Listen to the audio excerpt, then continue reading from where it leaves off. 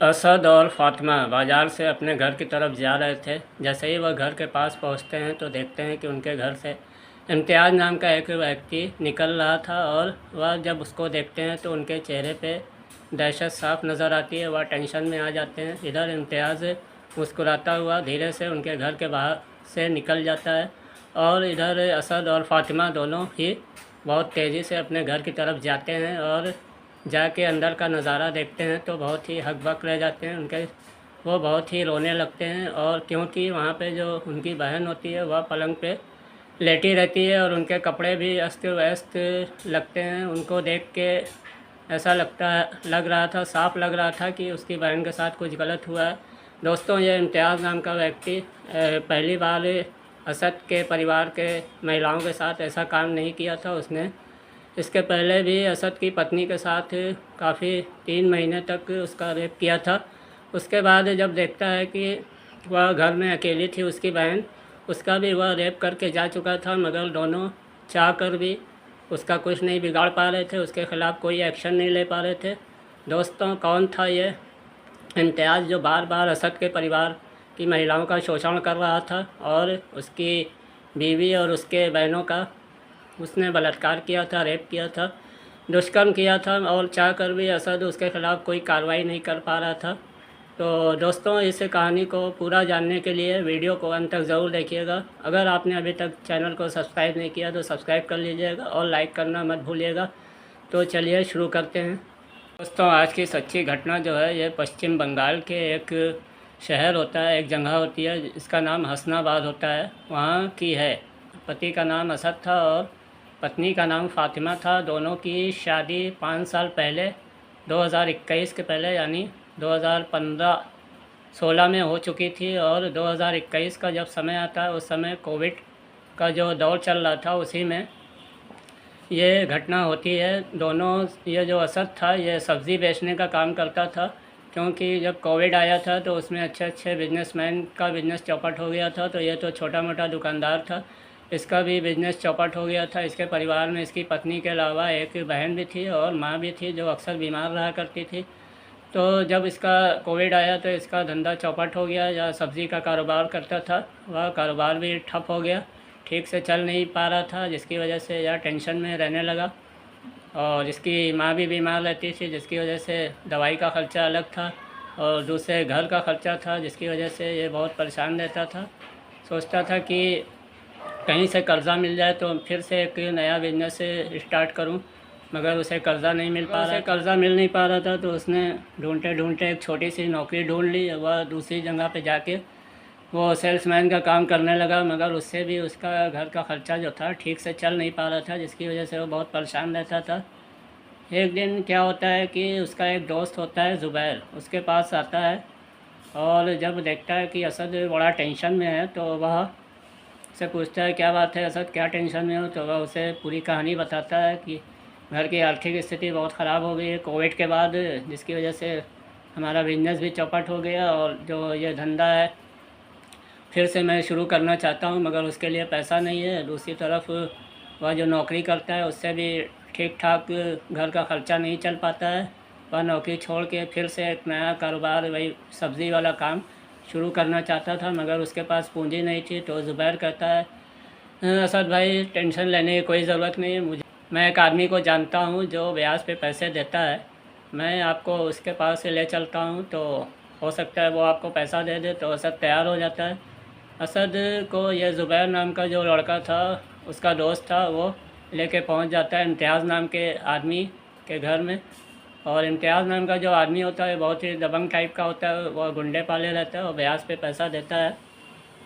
जब दोनों को देखता है तो हालचाल पूछता है, तो ज़ुबैर कहता है उनसे, ये इम्तियाज़ से, कि इम्तियाज़ भाई, ये असद हैं, ये बहुत परेशान रहते हैं, इनको कर्ज़ा चाहिए। तो वह बता देता है, ठीक है, मैं कर्ज़ा तो दे दूँगा, और जो ब्याज होता है 3% 2% पे काम करता हूँ, मगर तुम लोग अच्छे लड़के लग रहे हो तो मैं तुमको 40,000 रुपया दे देता हूँ, मगर मैं इसके ऊपर ब्याज नहीं लूँगा। बस शर्त यह है कि 3 महीने के बाद तुम मेरा पूरा पैसा जो है लौटा देना। तो असद बहुत खुश होता है और कहता है कि ठीक है इम्तियाज़ भाई, मैं आपका 3 महीने पे वादा करता हूँ कि पूरा पैसा एक एक पाई लौटा दूँगा। 40,000 का 40,000 आपको कहने की ज़रूरत नहीं पड़ेगी। तो इम्तियाज़ कहता है ठीक है, वह पैसा दे देता है और दोनों खुशी खुशी घर आ जाते हैं। इधर असद अपने घर पहुंचता है और थोड़ा कारोबार शुरू करता है, मगर एक दिन अचानक क्या होता है कि उसकी जो माँ होती है उसकी अचानक तबीयत ख़राब हो जाती है और उसमें बहुत पैसे की ज़रूरत होती है। तो पैसे की ज़रूरत जो ये असद लाया था इम्तियाज़ से मांग के, पूरा पैसा उसी में झोंक देता है। थोड़ा बहुत जो बचता है उसी से काम करता है। धीरे धीरे उसका बिजनेस फिर ख़राब होने लगता है, चलता नहीं है। अब वह और परेशान हो जाता है।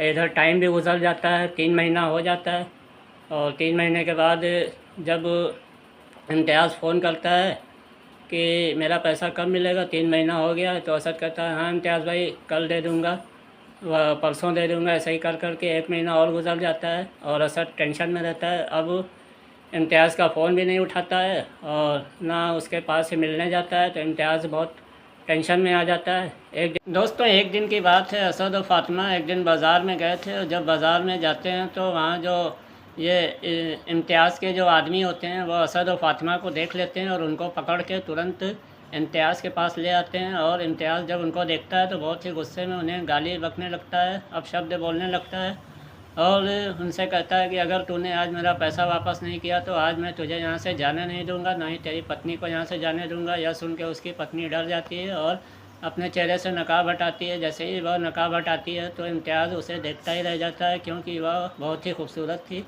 और वह उसकी खूबसूरती पे फ़िदा हो गया था। अब उसका दिमाग बदल गया और वह जो असद से कहता है कि अगर तूने अपनी पत्नी को मेरे हवाले कर दिया तो मैं तेरा जितना भी सूद है, ब्याज है, जितना भी कर्ज़ा है सब माफ़ कर दूंगा, 1 रुपया नहीं लूँगा। बस तू अपनी पत्नी को मेरे हवाले कर दे और मैं इसके साथ संबंध बनाऊंगा। यह सुन के दोनों बड़े हक्का बक्का हो जाते हैं, उनके पैरों तले ज़मीन खिसक जाती है। मगर वह चाह कर भी कुछ नहीं कर पा रहा था असद।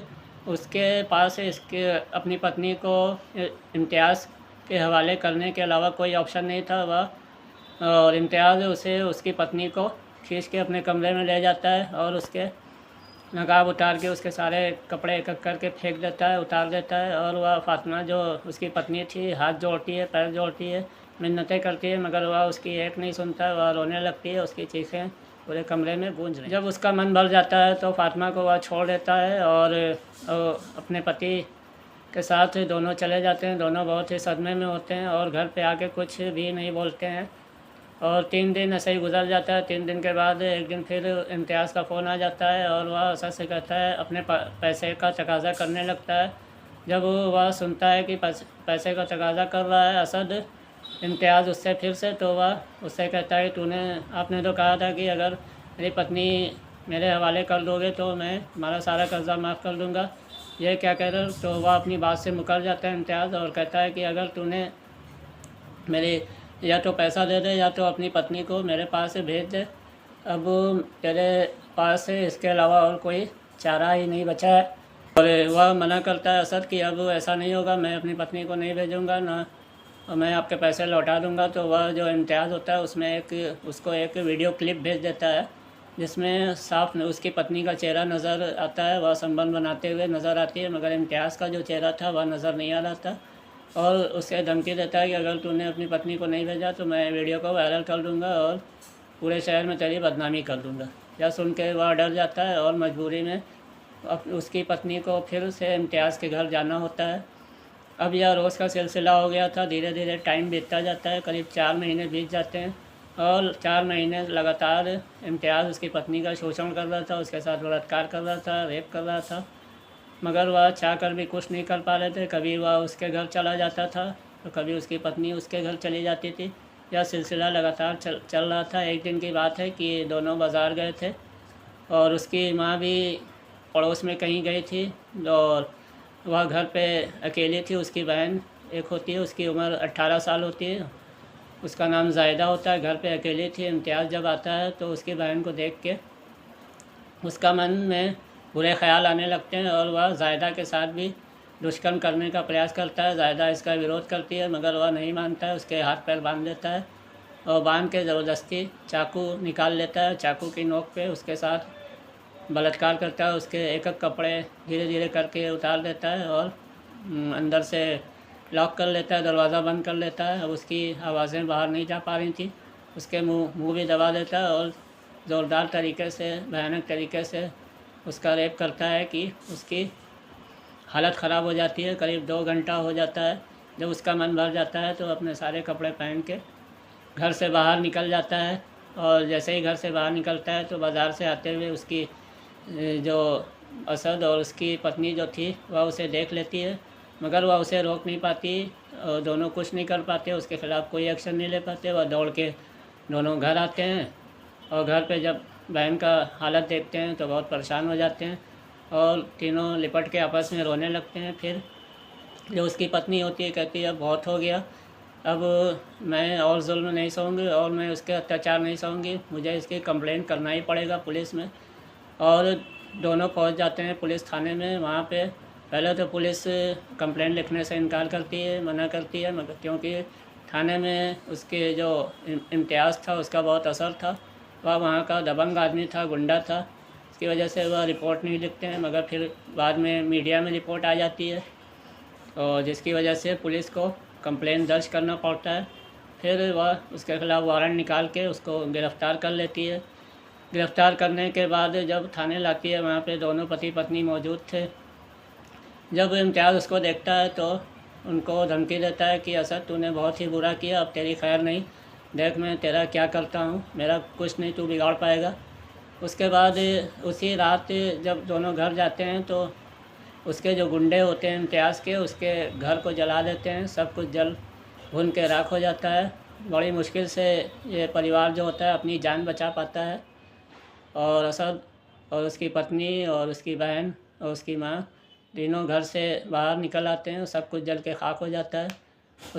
जब असद और उसकी पत्नी का घर जल जाता है, कुछ नहीं बचता है, तो वह एक किराए का कमरा लेके उसी में रहने लगता है। इधर पुलिस इम्तियाज़ के ख़िलाफ़ चार्जशीट बना के कोर्ट में पेश कर देती है और कोर्ट में जब हियरिंग होती है करीब 6 महीने के बाद, तो कोर्ट सबूतों के अभाव में, गवाहों के अभाव में इम्तियाज़ को बाइज़्ज़त बरी कर देती है और वह बाहर आ जाता है और फिर अपना काम ऐसा ही करने लगता है। मगर क्योंकि एक निर्दोष आदमी को इंसाफ नहीं मिल पाया, जो दोषी था उसको सज़ा नहीं मिल पाई, यह मीडिया या कानून की कमज़ोरी है।